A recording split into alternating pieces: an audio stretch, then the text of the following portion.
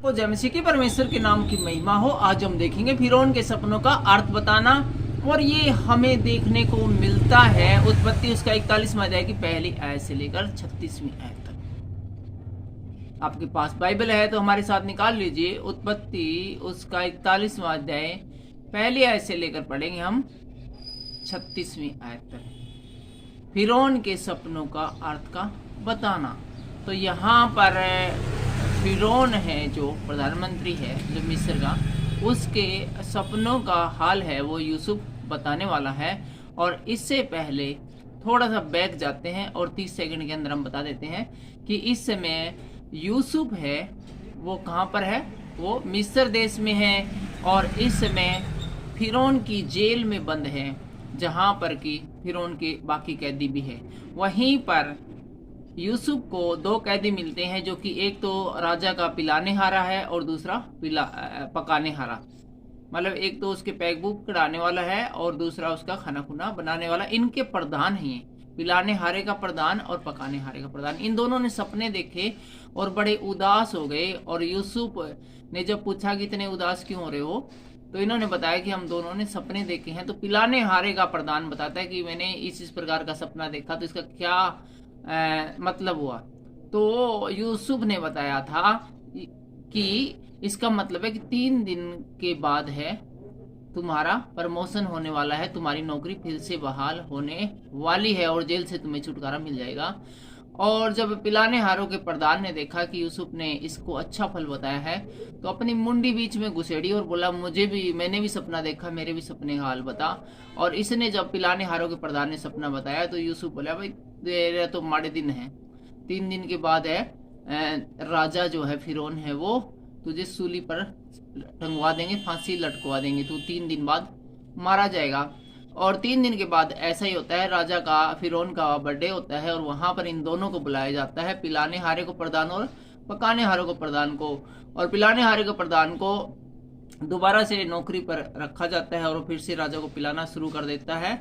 लेकिन पकाने हारे को, सरदार को है, राजा है वो फांसी पर लटकवा देता है। यहाँ तक हमने पिछले वीडियो में पढ़ा। आप यहाँ ढूंढ कर वीडियो जिसका शीर्षक है बंदियों के सपनों का अर्थ बताया जाना, वहां पर डिटेल में इस बारे में आप देख सकते हो। समरी हमने बता दी है। अब हम देखते हैं आगे किस प्रकार क्या होता है। फिरौन के सपनों का अर्थ बताया जाना हम पढ़ रहे हैं उत्पत्ति 41 शुरू से पहली आयत से लेकर। पूरे 2 वर्ष के बीतने पर फिरौन ने यह सपन देखा कि वह नील नदी के किनारे खड़ा है। और इन सब बातों के बाद, पिलाने हारे के और पकाने हारों के सपनों का अर्थ बताए जाने के बाद है, लगातार यूसुफ है वो जो कहां पर है, ये जेल के अंदर ही है।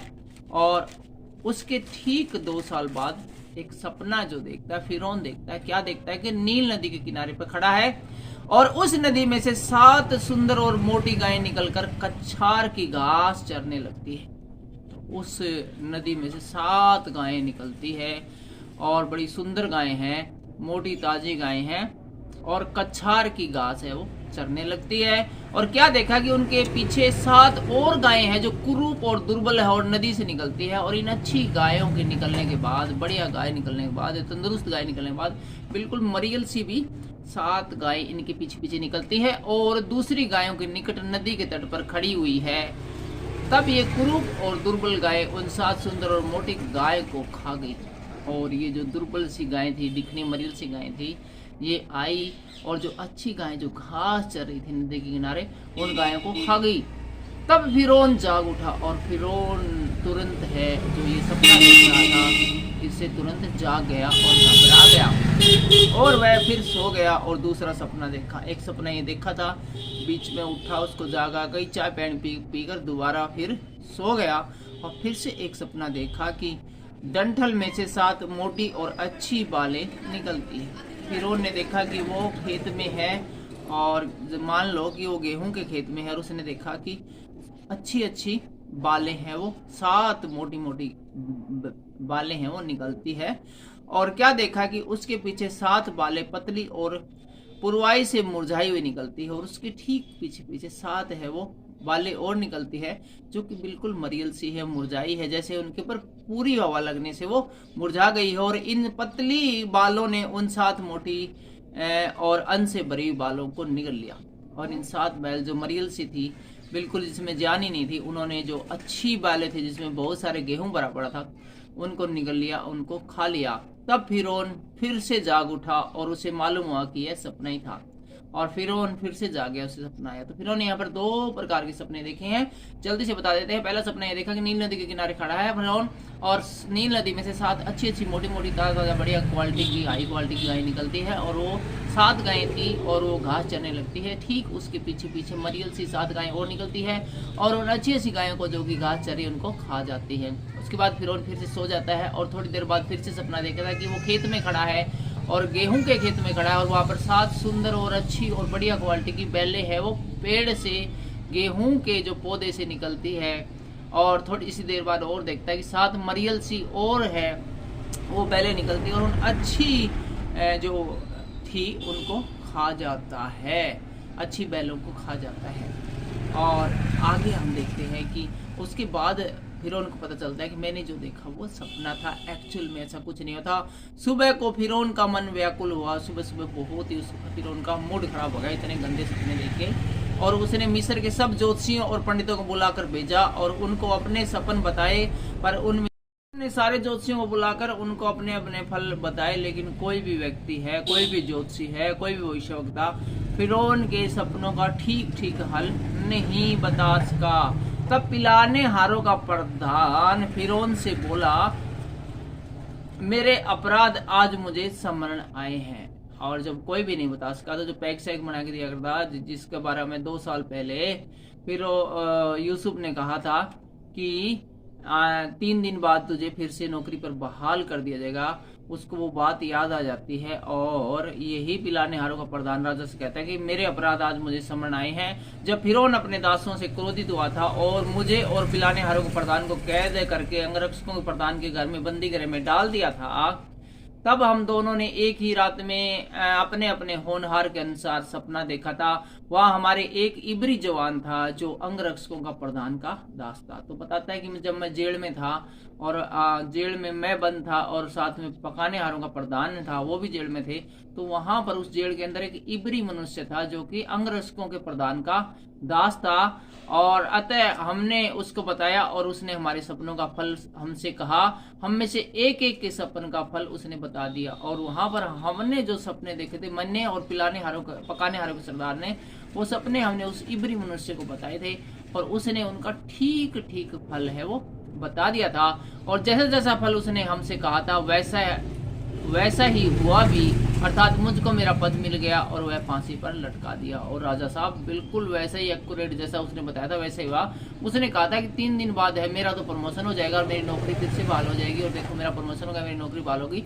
और पकाने हारों के सरदार से कहा था कि तुझे 3 दिन बाद फांसी लग जाएगी। और आपको पता है कि आपने खुद अपने हाथों से आपके ऑर्डर से उसको आपके जन्मदिन पर 2 साल पहले उसको फांसी दी गई थी। तो वो बंदा है, वो सपनों का फल बता सकता है।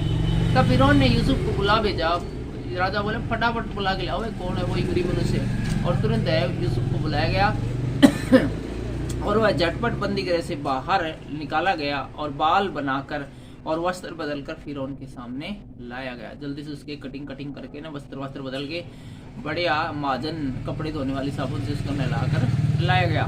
फिरौन ने यूसुफ से कहा, मैंने एक सपन देखा है और उसके फल का बताने वाला कोई नहीं है। जब यूसुफ, तो यहाँ पर हम देखते हैं कि फिरौन यूसुफ से कहता है कि मैंने एक सपन देखा और हमारे राज्य में, हमारे देश में इसको बताने वाला कोई नहीं है, लेकिन मैंने तेरे बारे में सुना है कि तू सपनों को सुनते ही तुरंत उनका फल बता देता है। यूसुफ ने फिरौन से कहा, मैं तो कुछ नहीं जानता, परमेश्वर ही फिरौन के लिए शुभ वचन देगा। यूसुफ बोला, जी मन सपना का अर्थ का कौन मेरा, परमेश्वर ही आपके लिए शुभ फल वचन देगा। फिर फिरौन यूसुफ से कहने लगा, मैंने अपने सपन में देखा कि मैं नील नदी के किनारे खड़ा हूँ। और यहाँ पर है फिरौन यूसुफ को अपना सपन बताने लगता है और कहता है कि मैंने सपन देखा कि मैं नील नदी के किनारे खड़ा हूँ। और क्या देखा कि नदी में से 7 मोटी मोटी सुंदर सुंदर गायें निकलकर कछार की घास चरने लगी। फिर क्या देखा कि उसके पीछे 7 और गायें निकली, और जो दुबली और बहुत कुरूप और दुर्बल है, और मैंने सारे मिस्र देश में ऐसी कुड़ोल गायें कभी नहीं देखी।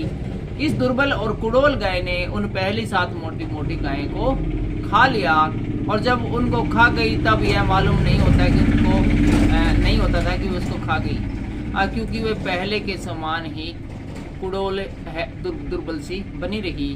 तब मैं जाग उठा। फिर मैंने दूसरा सपन देखा कि एक डंठल में से 7 अच्छी अच्छी अन्न से भरी हुई बालें निकलती है। फिर क्या देखता हूँ, उनके पीछे 7 और बालें छूची छूची और पतली पतली पुरवाई से मुरझाई हुई निकलती है। और इन 7 पतली बालों ने उन 7 अच्छी अच्छी बालों को निगल लिया।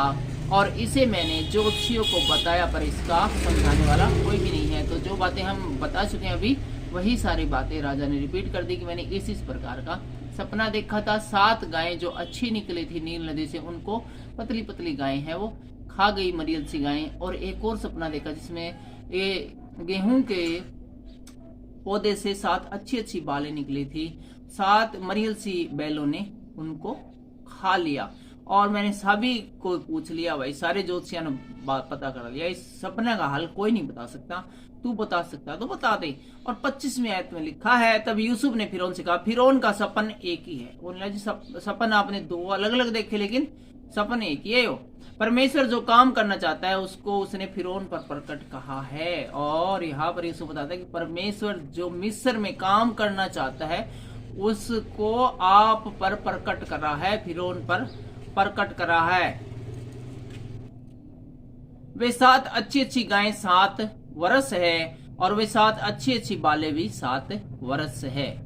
तो यहाँ पर बताता है कि अच्छी गायें का मतलब और अच्छी बैल जो आपने देखी हैं उनका मतलब है 7 वर्ष। फिर उनके पीछे जो दुर्बल और कुड़ोल गाय निकली और जो 7 छुच्छी और पुरवाई से मुरझाई बालें निकली, वे अकाल के 7 वर्ष होंगे। और यह वही बात है जो फिरौन से कह चुका हूं कि परमेश्वर जो काम करना चाहता है उसे उसने फिरौन को दिखाया है। सुन, सारे देश में 7 वर्ष तो बहुतायत से उपज होगी। और यहाँ पर अब उसके फलों का अर्थ बताते हुए बताता है यूसुफ कि 7 वर्ष तो है वो बहुतायत से फसल होगी, बहुत ही अच्छी फसल होगी, देश के अंदर बहुत बढ़िया फसल होगी, क्वालिटी वाली फसल होगी। उसके पश्चात 7 वर्ष अकाल के आएंगे, और उसके बाद है 7 साल अकाल के आएंगे, और सारे मिस्र देश के लोग इस सारी उपज को भूल जाएंगे और अकाल से देश का नाश होगा। लेकिन उन 7 सालों के बाद है बहुत तगड़ा भयानक अकाल पड़ने वाला है, और जो 7 साल जो बहुत अच्छी फसलें हुई थी लोग उनको भूल जाएंगे, और लोग दाने दाने के लिए तरसेंगे, और देश में हाहाकार होगा, और देशवासियों का नाश होगा, और सबको सुकाल बहुतायत की उपज देश में फिर समण न रहेगा। और याद किया जाएगा कि किसी जमाने में है इतनी फसलें होती थी और आज एक बोई का दाना तक नहीं निकलता। और क्योंकि अकाल अत्यंत भयानक हो, बहुत ज्यादा भयंकर अकाल 7 वर्ष के बाद पड़ने वाला है। जब 7 साल बहुतायत से फसलें पैदा होंगी तो उसके बाद आने वाले 7 साल है वो पूरी तरह से तबाह कर डालेंगे मिस्र को। इतना तगड़ा अकाल पड़ने वाला है। यहाँ यूसुफ इसकी घोषणा करता है, ये बताता है जो सपन का अर्थ है।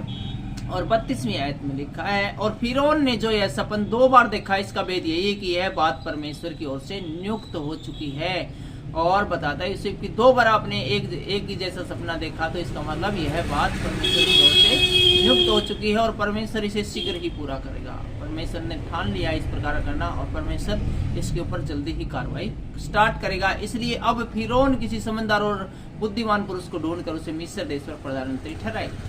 और यहाँ पर यूसुफ सलाह देता है राजा को बगैर मांगे कि अब ऐसा करो आप राजा साहब की इस सिचुएशन को संभालने के लिए, इस विकट परिस्थिति का सामना के लिए किसी समझदार व्यक्ति को मिस्र का प्रधानमंत्री बना लो।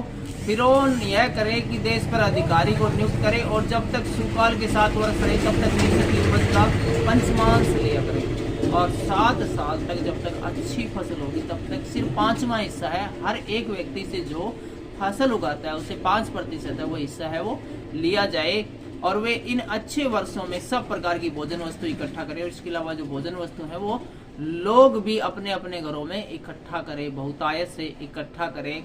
और 5% तो जो फसल होगी वो आपके यहाँ जमा कराए टैक्स के रूप में आपके गोदामों में, लेकिन बाकी जो बचे 95% उसमें से भी वो स्टोरेज करे, बर्बाद न करे। और नगर नगर में भंडार घर के लिए फिरौन के वश में करके उनकी रक्षा करे। और हर एक छोटे बड़े सारे शहरों में है वो गोदाम बनाया जाए और उस गोदाम में उन फसलों को रखा जाए, सुरक्षित रखा जाए। वह भोजन वस्तु अकाल के उन 7 वर्षों के लिए जो मिस्र देश में आएंगे देश के भोजन के लिए रखी रहे, जिससे देश का अकाल से सत्यानाश न हो। और इस अनाज को बड़ा ही संभाल के रखो, क्योंकि जब भयानक जो 7 वर्ष अकाल के आने वाले हैं उसके द्वारा आपके देश का नाश न हो।